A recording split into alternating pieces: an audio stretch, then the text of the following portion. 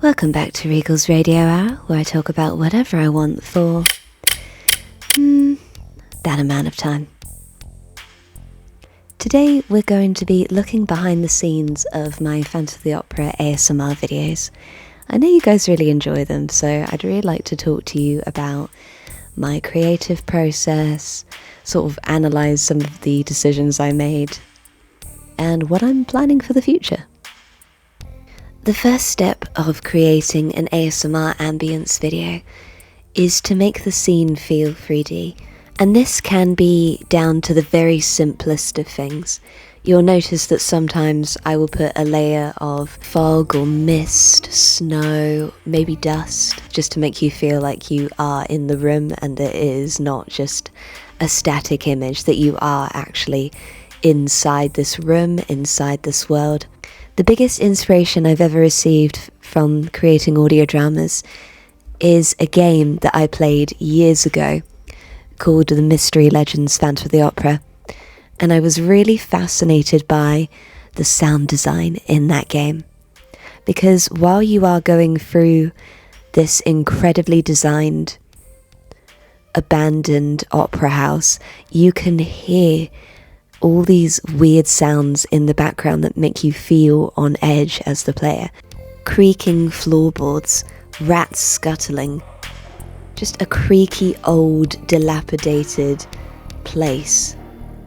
And those kind of places do make sounds. You can hear Erik moving around the theatre, opening and closing doors. You can hear him watching you. And that was so amazing to me playing this game. And I was quite young when I first played it. I was a teenager. And that really stuck in my mind. I was like, I want to create sound design that feels that immersive.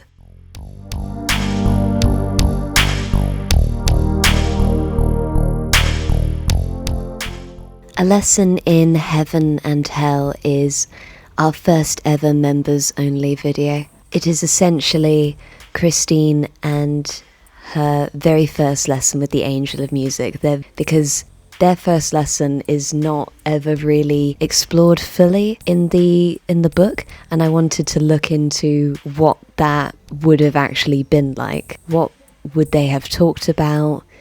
How would that have gone? A scene that's never before been seen. And even though I can't tell you too much about it because it is exclusive content, it's a very close-up, in-depth look at Christine and Erik's relationship at this point in the timeline of him being the Angel of Music. It's the depths of their power dynamic, how much control he has over the situation. There is also a discussion where, the jealousy thing kind of comes up, and the Angel of Music is like, you cannot give your heart to any mortal man, otherwise I'm going to go back to heaven. The real manipulative, use your religious Catholic guilt against you thing, because, gatekeep, gaslight, girl boss. I think I got those the wrong way around, but you get the picture. And Jarrett Raymond, who, once again, is our resident Phantom for this series on the channel. He does return again for this video, and he does an incredible job, as always.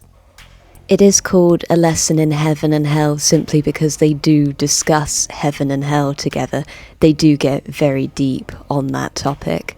And even though Erik does manipulate her and intimidate her a lot when he does get jealous, he does also have a moment where he comforts her as well. There is a little bit of healing fantasy involved in that. That's kind of as much as I can talk about with the members only video. Alright, let's talk about the next video.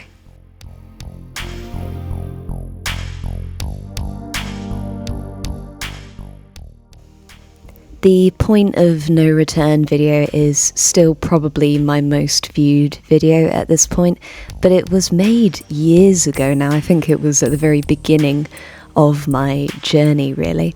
And it was the first time I'd ever hired a voice actor to partake in a project. Like, I wrote this script and then I hired a voice actor that was incredibly exciting and brand new for me. I'd never done that before. It's essentially kind of going off from what the 2004 movie did, which was when Erik brought down the chandelier after the Point of No Return song. But I was like, hey, what if instead of him taking Christine to the lair, like, what if the chandelier comes down, everything burns, everything burns, but Christine manages to kind of escape temporarily and he comes after her. And it is definitely a roleplay video, which is kind of what I did at the start instead of when my work kind of became more audio dramas, because I was partaking them. So it really is kind of you being in Christine's position, you being able to experience what's going on. I really loved all the, I remember I found a really amazing sound clip of a house falling down. Now that I say that, it sounds a bit dark. But there were loads of there was lots of rubble kind of sounds, and it just was perfect for this clip. I assure you that it was like an actual sound effect clip. I don't think it was a tragic video in any way, but it really worked for what I was doing. And also the explosion sounds, like, it is quite a disturbing video. It's very creepy, which is why I use so many yandere tags, because it basically is, you know. But yeah, so many people in those comment sections were like, oh, I just wanted to find a video where I wanted to fall asleep and relax, and nope, explosions, people screaming. I think that's one of the most liked comments, which made me laugh. I was like, yeah, sorry, it's not a relaxing video. It truly is the gothic, creepy, scary, oh yeah, you're not actually this isn't relaxing at all. Erik's come to find you. He's coming after you in the rubble. I also remembered I found a dragging sound clip of rubble, like gravel dragging, and I put that in there a little bit. So if you are paying attention, it is Christine sort of dragging herself through the rubble a little bit to try and get away. Yeah, it's a really creepy, scary video, but you know what? It's fun, and it still is my top viewed video on this channel. And now actually I'm going to tell you a secret, which I'm a little bit embarrassed by. Yeah, I probably should be even more embarrassed, but do you guys remember Markiplier when he did the Darkiplier series? I was really fascinated by those videos. I was really interested in them. And there's a bit where Darkiplier says, "We're going to be together forever." I took that line. I can't believe it. I basically stole it. I'm a thief. I'm a thief. I'm really sorry, Markiplier. I don't think he'll ever see this, but yeah, whoops. I really shouldn't have done that. It is really effective, but yeah, I fully confess I did rip that line from a Darkiplier video. I'm really sorry. It's still cool, but it's like, I shouldn't have done that. I apologize.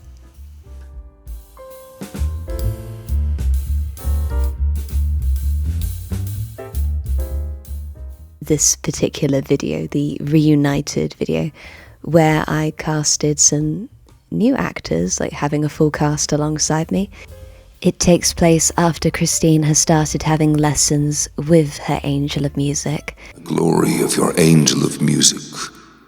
Trust only in me, and I will give you the voice of God. And it kind of revolves around her reuniting with Ral. Christine, is that you? Ral, you remember me? Of course I do. How could I ever forget? I really thought. And also her meeting the notorious playboy Count Philippe. Oh no. Are you all right, mademoiselle? Yes, thank you. Please forgive me, monsieur. I wasn't looking where I was going. I beg your pardon. No harm done. You seem to be in quite a hurry. So you can also hear Erik in the background a little bit. If you are listening properly and carefully, you can hear him saying Christine's name as the angel of music around the opera house, just sort of calling after her as well.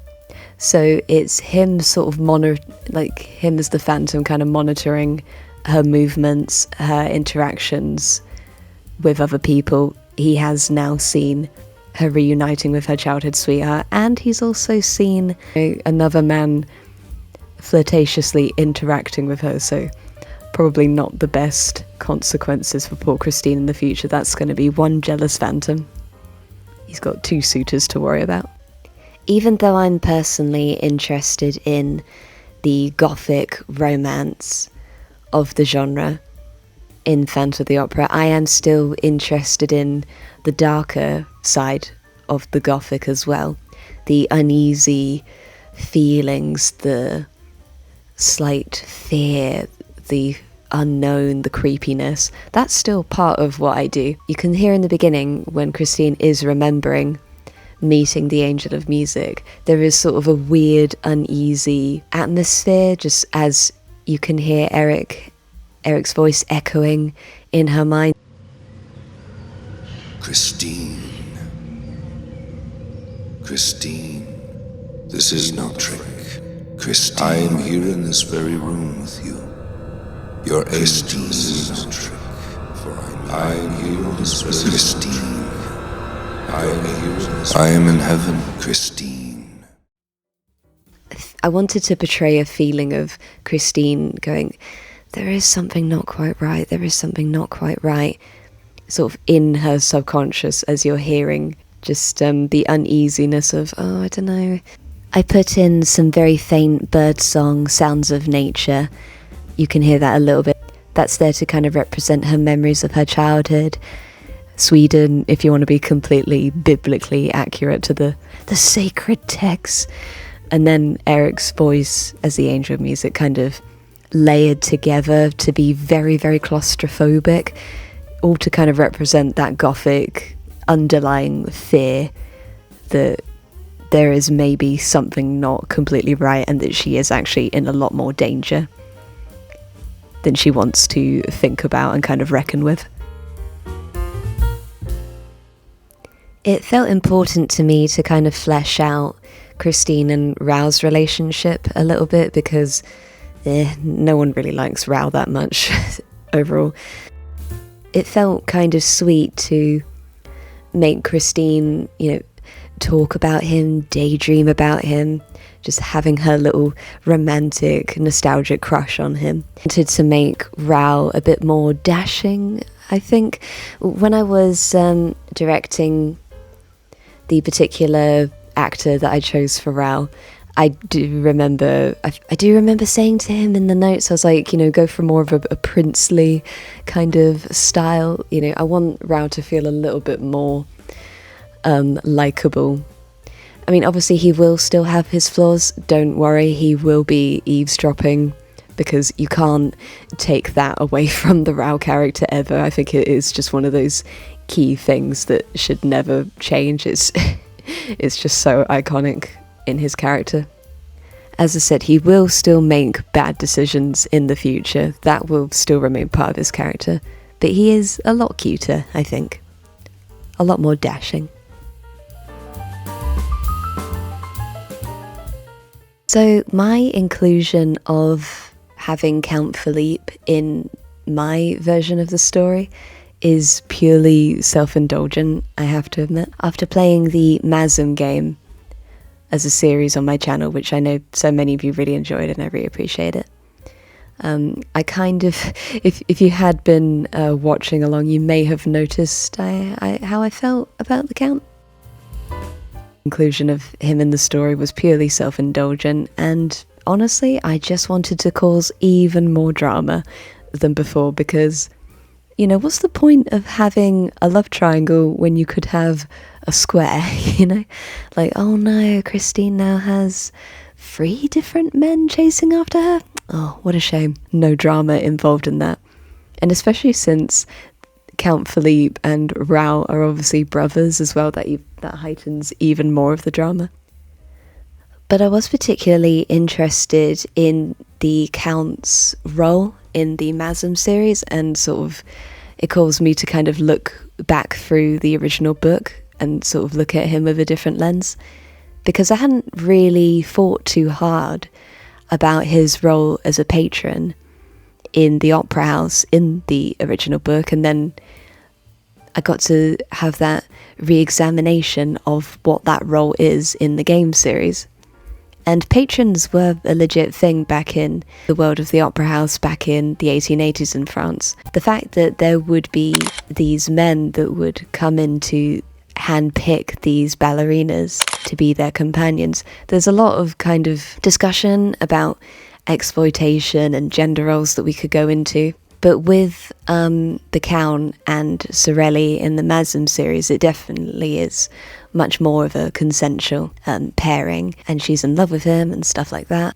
But it made me think about that a lot more, and especially in the musical where the managers in the Prima Donna song are kind of singing about Christine and Raoul's potential relationship, alluding she's gone off and slept with Raoul to gain favours, you know, within the opera house. So it kind of made me think, okay, well, what if Philippe became interested in Christine? And I know that that's a completely different shift from what his character in the Mazm games, he is very much against Christine, and he's like, no, I do not approve. But what if he didn't know who she was at the start? What if it went from him being the playboy Count and not really caring much about relationships and real romance, just being after, you know, that sort of thing, and looking for his newest distraction in Christine, and then realizing, oh wait, this is the ballerina / singer that my brother is also interested in, oh no. And also him potentially developing real feelings for Christine and being like, oh no, my brother is also in love with her too, what do I do? Also be even more significant because my plan in probably the next ASMR audio drama video is to have him approach Christine and, you know, basically say, hey, are you interested in an arrangement? And Christine, you know, going from being shy and anxious to suddenly going, hang on a minute, this is a huge overstep of my boundaries and I'm not okay with this. How dare you insult me? And him being like, wait, I've been rejected for the very first time in my life and I'm a rich man. What's happened to my ego? And then him being like, wait, I'm actually in love with this person. Whoa, no. All of those kind of conflicts coming together, I think could be very, very interesting and very messy.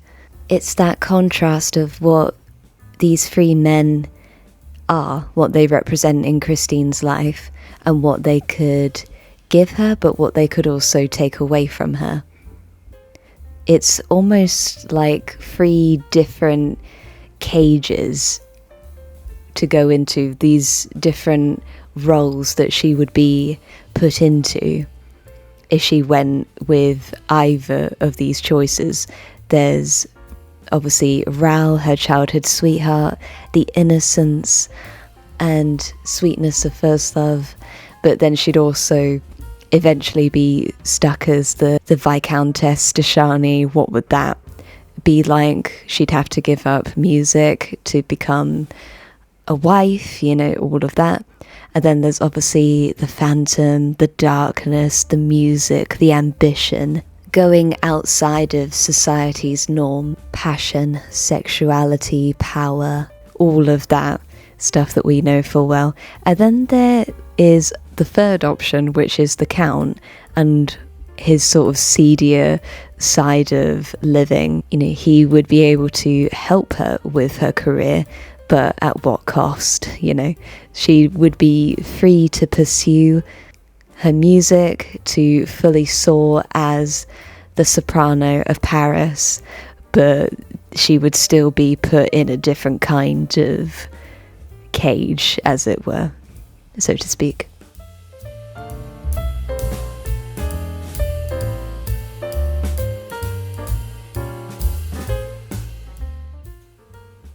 I would really love to hear what you guys think of the decisions I've made and what you'd like to see in future ASMR audio dramas. If this is your first time hearing my voice, like and subscribe. I would definitely love to have you join us. And I will see you very soon. Bye bye.